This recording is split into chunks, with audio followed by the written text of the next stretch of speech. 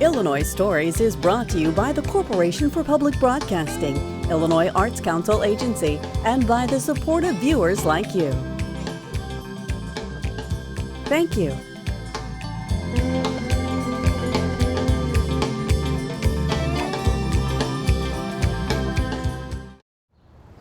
Hello, welcome to Illinois Stories. I'm Mark McDonald in downtown Springfield. If you're familiar with downtown Springfield, you know that twice a week they have a farmer's market here in the spring, summer, and fall months. And we're here just before noon on an August day when it's good and hot. Crowds down a little bit. Nobody probably knows this particular stretch of this farmer's market, though, better than the man who painted the mural which celebrates farmer's market. It's been here for 5 years. It's a remarkable piece of artwork. It's more than that, though.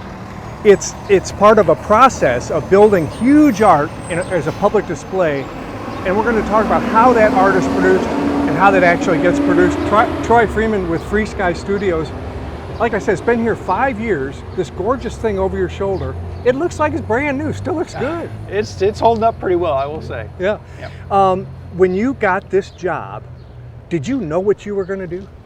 I had a pretty good idea. I did some concepts for the city and did a presentation to them, and I always wanted to kind of do a farmer's market mural. I actually had an office right around the corner here, so me working downtown and having the farmer's market up and down the streets, we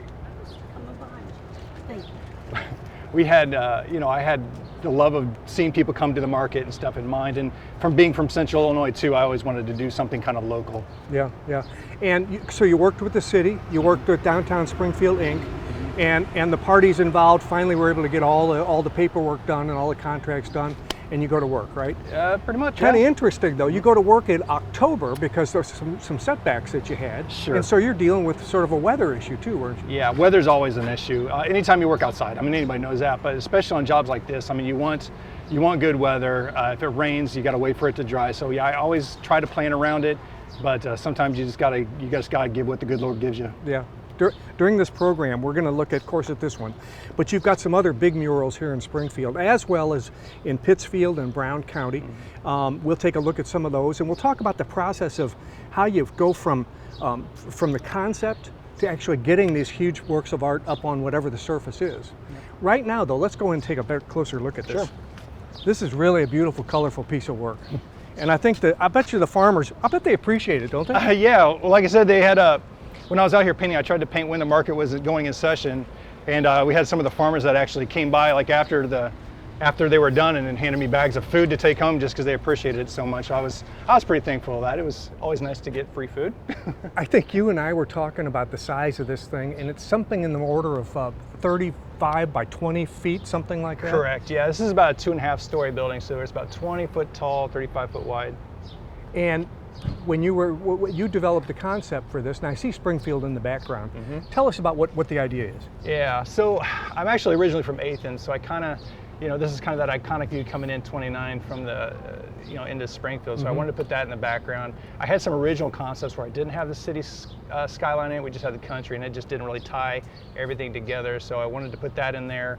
As we kind of got into the design, I learned a lot. Like, Illinois is the largest producer of pumpkins in the United States. I did not know that. You got to have a pumpkin, and a big pumpkin. And of course, Illinois, you got to have corn, so I put that in there, and then just some of the fields and all the the that was influenced. Sure, by and an iconic market. Red barn. You have to have a red barn in there too, and hay. Some cows. Yep. Well, it's gorgeous. How's it held up for 5 years, you think? It does fade. It did fade a bit. We get a lot of sun on this. It actually faces west, so it gets a lot of sunlight. Yeah. And this is predominantly done with spray paint too. It's probably 90% spray paint, and then like the detailed work I hand paint on there. So it does fade, but I've been coming back in and just touching it up, brightening up the colors here and there. And there's some of it that I'll come back and touch up again here probably later this fall. You took some videos of the process of making this, and one of them shows you drawing an apple or painting an apple. Yeah. Is that a difficult thing to do with the glare of the light on the round surface? Is that kind of tough to do? I don't know. I mean, I didn't think it was too hard. I mean, it's so funny. Spray paint's such a different medium. You kind of work it in with your hand, and I mean, any artist has always painted still lifes with apples. I mean, that's just a given. Yeah. So it was that. I think the apples were a lot of fun. to do, and I think they turned out really good. And they're actually holding up really well. Apples are, they've got a lot of variety in the shape and color, so, Yeah. When you first take the concept of building, of drawing on an entire building, you got to start with the concept, and then you got to do all kind of measurements, and you've got to have this thing really spaced out the right way, right? I mean, there's a lot of planning that goes on. Yeah, the planning is probably, in a lot of these jobs, I always say planning is at least half of the job. I mean, sometimes it takes longer, especially when, you're working with a committee of people and you want it to be, get approved by everybody. But yeah, on this one, I mean, you can see the wall is basically broken up in these grids. So we did measurements on the wall in these grid patterns, and that's kind of what I based the design on, and just did the layout on paper, and then we were able to kind of go up and just draw it in using the squares as like a giant grid. Yeah, show me from start to finish how you did that. Yeah, I mean, so basically, this was like the original concept. This is just some clip art that I found, and then I hand-did the lettering on top of it just to kind of personalize it. Originally, we were going to work with Sherwin-Williams to get a corporate sponsorship, and that didn't really go through. But then I started just working on concepts, layouts, and you can kind of see too, originally we were going to extend it further out on the wall, but they ended up kind of squeezing it in a little bit more. And then just some more pieces of the sketch, little pieces, elements. And they finally came up with the final rendering.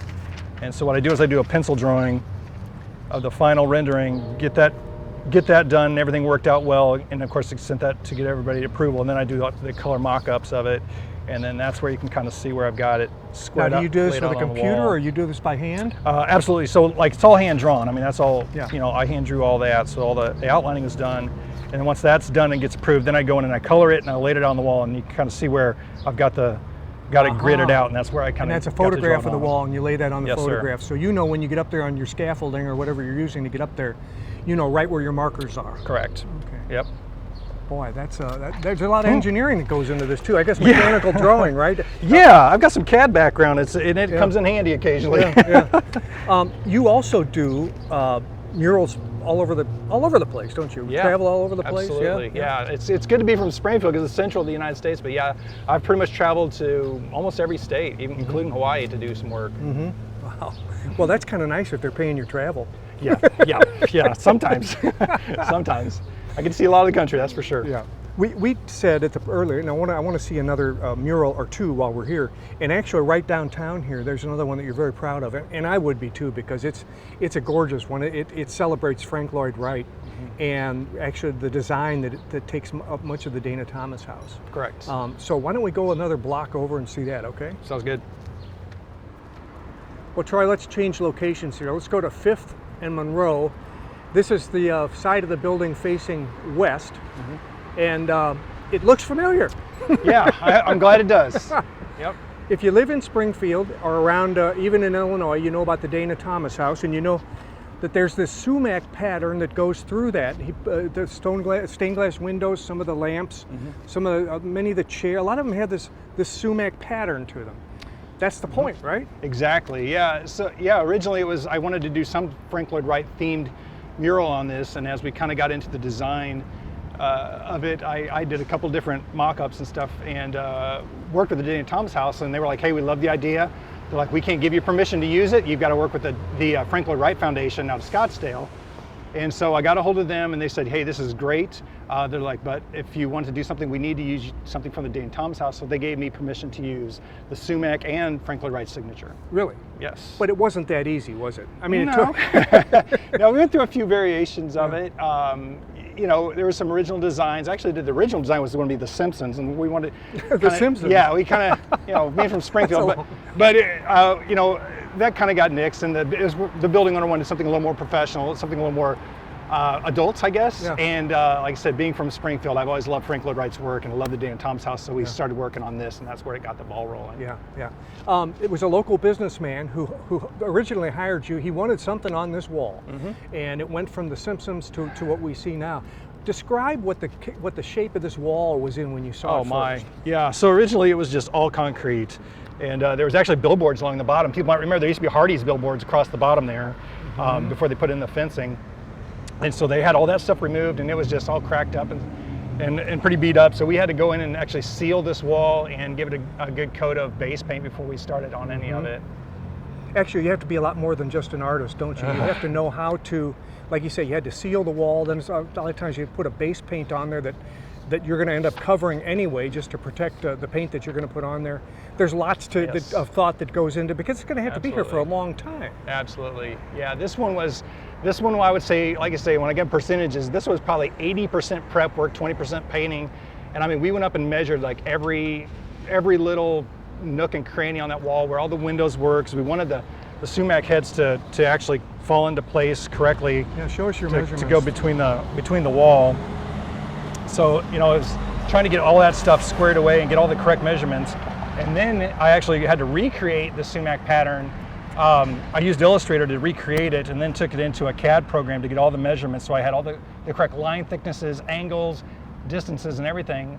And then part of the painting process is we actually did this at night, because what we would do is we would measure out where each line started and stopped, and we'd put markers on it, and we'd use a laser, and we'd shoot the laser up, and I had an assistant on one end and me on the other. So we'd shoot the laser, draw the line, then paint the line. So it was, constantly, going back and forth with the in the dark. Things. Of course, you had some heavy-duty lighting, right? So you could see what you're doing up there. Oh yeah, absolutely. And you're up on what? Not scaffold, but you're up on. Oh, you're on scaffolding. Well, this one we used a scissor lift on this one too, and they had just put in the fencing, so it was actually kind of nice. We were able to park the scissor lift inside there, and it was out of the way, and didn't have any problems with people walking up or bothering us at all. And you can see, if you look at the windows up there, you can see why you'd have trouble making a symmetrical pattern or a mirror pattern, because they're not in any sort of, they're just there. I mean, there's a window here and a window there. Yeah, it's interesting. I mean, if you look at the top three windows, the window on the right is actually lower than the windows on the left. They're not even lined up horizontally. And I'm not sure why. I mean, I'm sure it was part of the building, the way it was just built, but I just kind of had to work around that and fit it in as best we could, and it worked. I mean, it's still it looks great up there. So. Yeah. Show us through your plans a little bit more here, because you've got that one with the measurements all. Yeah. So after I got it drawn out on the computer, so this is my drawing that I took of the final artwork, and basically they gave me this one, and I just took that and was able to flip it. Oh, the foundation gave you that artwork. That's correct. What they wanted you to use. Yeah, they gave me a picture of the stained glass, and then I recreated it, and then we drew this up, and then of course I sent it to them to get that approved. And then you can start to see where I started doing my measurements of just like this line I had 76 inches, so I would know like where I was going from, and then basically just started taking sections of the wall bit by bit, and just I did my straight lines across the top, straight line down the side, and then I knew like I would measure off where each of these sections was, and I mean it was a lot of work. I mean, we just did a lot of measuring, a lot of line work, and then it's why it took a while to get this one done, and it was interesting. What do you think the time frame was from start to finish? There was two of us working, and I think it was about a week and a half. Again, like I said, we were working a lot at night, and it was fun. I mean, there were some nights we worked until we saw the sun coming up. Yeah. Well, now when you drive by and look at it, what do you think? I love it. I mean, it's such a nice. I love this one too. Like I said, my family, my daughters, we come downtown to eat. A lot of times we'll go over to Galina's. And so, just you can see it coming from blocks away, and that's kind of what I wanted. I wanted something that's going to be iconic to Springfield and show off, something different. And being an artist and just loving Frank Lloyd Wright's work, I couldn't be prouder. And I hope the Dan Thomas House is proud of it, and the foundation said they loved it and they were excited about it too. I look up at the top right corner and I see his signature. Was that difficult to do? Yes. I could barely reach that with the lift, and that was the last thing I painted on that, and I was actually kind of up and hanging over the sidewalk, and that's where we had people coming and parking, and I got that done. That was like the last thing at like 3 o'clock in the morning. So when I got that done, I did a selfie of myself with his signature, and that was kind of the icing on the cake. Now, one other thing that you told me earlier, and we haven't talked about, but the Dana Thomas, or not the Frank Lloyd Wright Foundation in Arizona, they're very tight about releasing any of the rights or anything. Correct. Somehow they have a soft spot for your project, because you didn't get charged the usual 25 grand. Correct. Either, right? Yeah, they were great to work with. I mean, I think once they saw all the amount of time and effort that we were putting into this, and knowing that this was really here to help the Dan Thomas House and Frank Lloyd Wright's name, they were very happy to let me use the artwork and his signature, and that's what they said. They're like, just so you know, like the signature we don't give away freely. It starts at like 25 grand. Yeah. I'm like, oh, I was like, well, I was honored. I won't ask you the price tag on anything, but if I own a building, and I've got a wall about that size, sure, and I want a mural on it, what can I expect to pay? Well, like I said, these are all different. Everything, there's so much variable in it, from the condition of the wall, the size of the wall, the access to it, the complexity of design is a big factor. But I usually start around 8 grand. They can go up from there. You know, a lot of these jobs like this, these public murals, there's ways to get funding, and that's what we did. We worked with corporate sponsors. I think the Architecture Association of Illinois helped sponsor this one. I think we got some TIF money. So I know how to get funding for projects like this if anyone's interested. And I've done a lot of projects with cities where we've worked together and gotten some funding. Yeah. Well, it's a beautiful thing. I mean, every city needs more beauty. And Springfield, now that we're sort of in a really down economy, it's a breath of fresh air to drive by and see it. Yeah, absolutely. Thank you. Well, Troy, we have a lot of viewers in Western Illinois, and a lot of them have probably seen your work and maybe not known that it was yours, but you get around. We're going to look at a couple of your pieces from Western Illinois. I want to start with the one in Brown County in Mount Sterling, because that's a huge wall that you covered there. What you tried to do was include all of Brown County history and present, in this wall. Yeah, that's a big job. Yeah, it was fun though. I got to work with the county and work with some of the historians. Got to tour the county and just go into all their small towns and just kind of get a snapshot of the past, present, and the future. And that's kind of what we try to encompass in that mural. Yeah. And how was the wall chosen? I know it's on the wall of a restaurant there in downtown Mount Sterling. Well, you'd have to ask them really. I mean, they kind of had the wall pre-chosen when they came to me with the idea of painting on it. I think it's so central to the community, and it has just such a great. It's in good shape too. So I think that was kind of a big part of it. And they just want to have something like central downtown that everybody could see. Take us through the process of how you determine what was going to be in this mural. Yeah, so like I said, I worked with a lot of people in the city, and they sent me a book about that thick of the history of Brown County, which I kind of leafed through. Fascinating, and that's the thing with these jobs, is I get to learn like all about these communities and the people and the history, and I just loved it. And then we had other people kind of give me ideas of what to include in it. So we did a few different revisions and variations of it. We finally sanded it down to the design that was chosen. And show us through it. Show us through your process. Sure.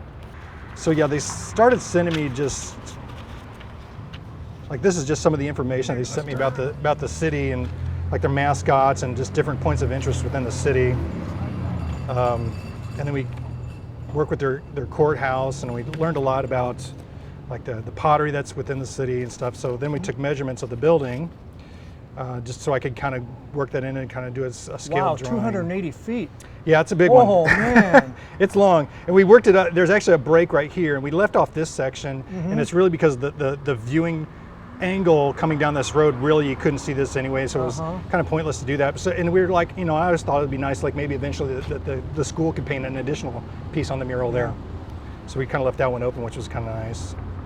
But yeah, we worked through several different designs, and my initial sketches was just basically, I kind of threw in just quick sketches of doing some like banner work with Brown County. We definitely wanted a buck. They do some amazing deer hunting there. Great deer hunting, yeah. So then we have found Jacob Brown, who's the town is named after, the courthouse, and then I wanted to do founded date on it with using the pottery, and so we kind of worked with this, and I had a bunch of other ideas and such, and we finally ended up revising it into something like this, where we started bringing in the corn and then the farming elements, and then our final design, which is basically this, and I kind of sanded it down a little bit, bringing it together, but it has all the elements of like the school mascot, Brown County in there. We moved Jacob over to this side to replace the corn, and then the racers. And now again, this is all spray paint, isn't it? Is that right? Yeah, this one is again predominantly spray painted, and then like I would go through and do the detail work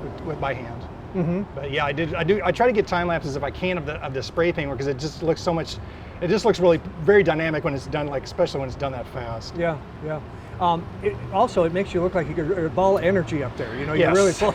You love your work because you're doing it so fast. Oh, I do, but I do, and and especially with this one, I mean, it's great being in a small town because I'm up there working, and people are walking through that alley all the time and stopping and talking to me. So I got to meet so many people, and I feed off of that, and I kind of hope that shows in the mural. Yeah, as a matter of fact, you still have a relationship with them. I mean, you're going to be seeing them again, aren't Absolutely, you? yeah. I've been going to the town. Any chance I get, I go into town and have something to eat and visit with people. It's fun.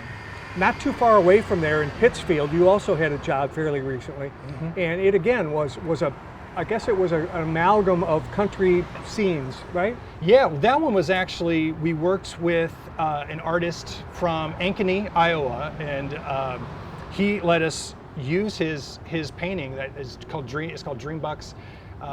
And he let us borrow that, use that painting in the mural. So it was basically that scene, but it's for Whitetail Properties, so it was really iconic to what they do there. Then we put in the Whitetail Properties logo and their text on top of it at their new facilities there in Pittsfield. Yeah.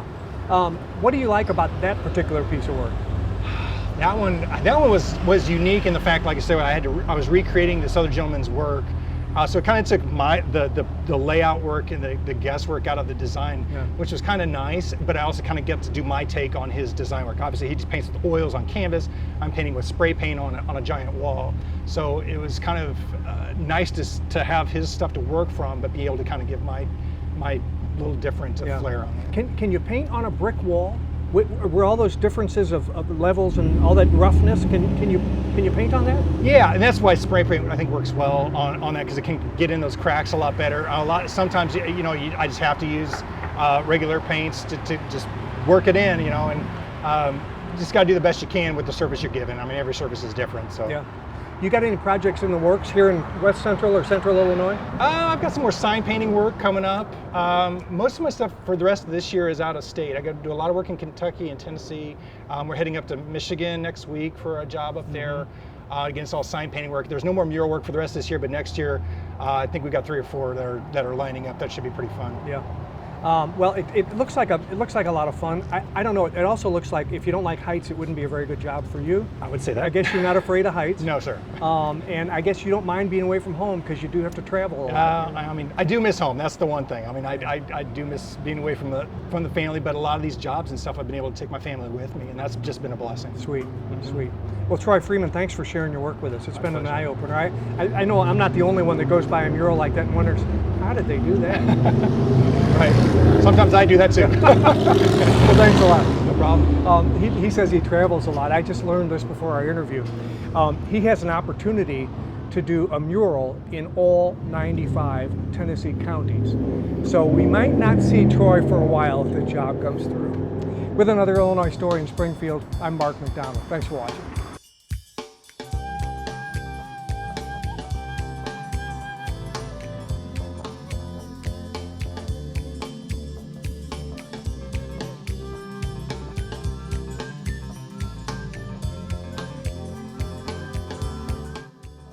Illinois Stories is brought to you by the Corporation for Public Broadcasting, Illinois Arts Council Agency, and by the support of viewers like you.